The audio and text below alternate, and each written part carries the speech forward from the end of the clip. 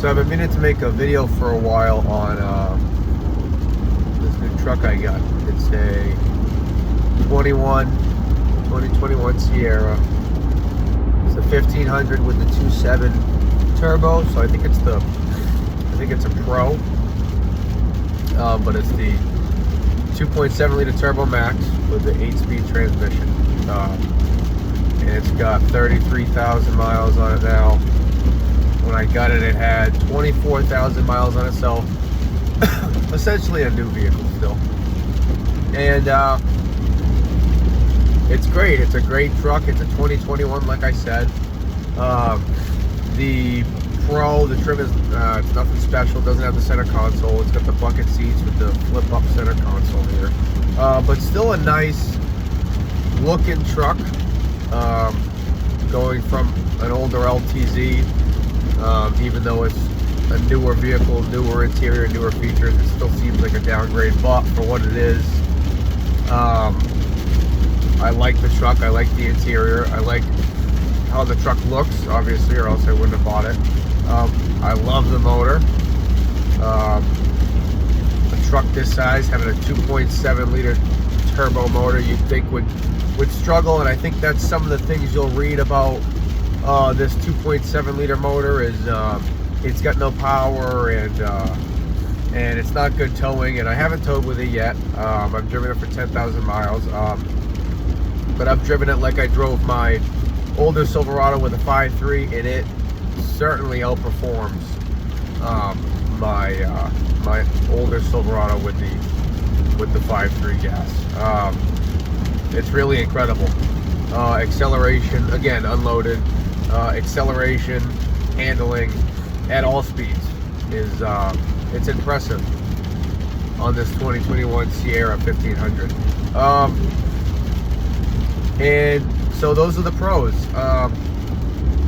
But having said that, you guys should know, if you're considering buying one of these, about the 8-speed transmission, the god-awful 8-speed transmission. So when I bought this truck, the test drive was not as long as it should have been. I should have went on a more in-depth test drive, but I didn't. It was a hasty purchase, and I won't get into that. But the truck seemed fine until I left. And then you start to feel the issues with this 8-speed transmission. And this is the issues with this transmission since the model year 2015. And actually, they won't end until 2023 or 2024. And it's just the issues that everyone experiences with these 8-speeds. And these 8-speeds are in mid-sized trucks. They're in the smaller trucks like the Colorados. They're in Corvettes. They're in everything. They're in a lot of models that Chevy and GMC make. And it's right away, the second day I drove this truck, I felt the, it's kind of like a torque converter pulsing. And you feel it. It feels like you're hitting like a low-grade rumble strip on the highway when you deaccelerate. And the dealer says, you know, they'll change the fluid, they'll change a valve, manifold, and maybe even change the whole transmission, but none of it matters. It's the same transmission, it's the same parts, it comes back. So I did have the dealer flush the fluid with an upgraded fluid, and it didn't make a difference. But the real kick is literally that. On cold mornings, a few months after I purchased the truck, overnight, the 1 to 2 clutch pack of the transmission will lose its prime. So your first shift of the day in forward gears, your 1 to 2 shift will slip like crazy and then slam into gear, because that piston, that second apply piston is unprimed.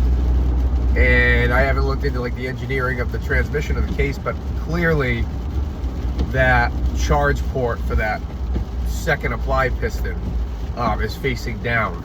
and the fluid drains into the pan overnight. Which is weird that it only started happening with cold weather when it was about 30 to 40 degrees out. And it doesn't happen all the time. Maybe happens once or twice a week when it's below 30 or 40 degrees out. But it's bad. It's that first 1 to 2 shift out of the driveway. It's a slip, like a rev and a slam. And there's nothing you can do about it. Like I said, even a whole new transmission, you're putting the original parts back in it.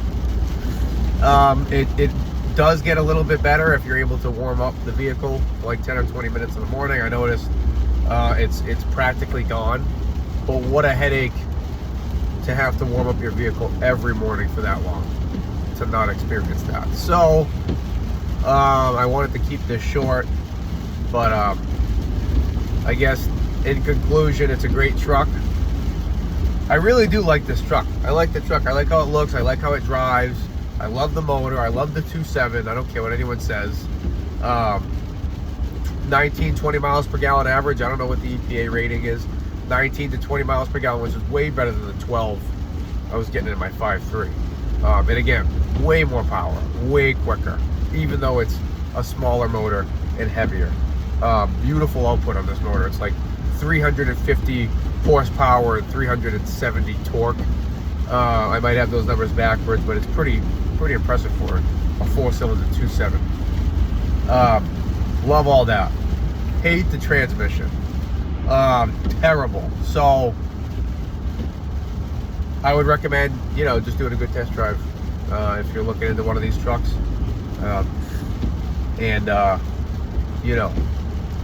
Do your homework. Do that good test drive. And I think you'll be pretty happy. Okay, that's my experience with this truck. So I hope you guys have better experiences. If you do, let me know. If you've had similar problems, let me know. I'm interested to know if anyone else experiences this stuff. It seems like not all of the 8-speeds do it, but this one certainly does, and there's a few others I've spoken to that experience the same thing. So let me know.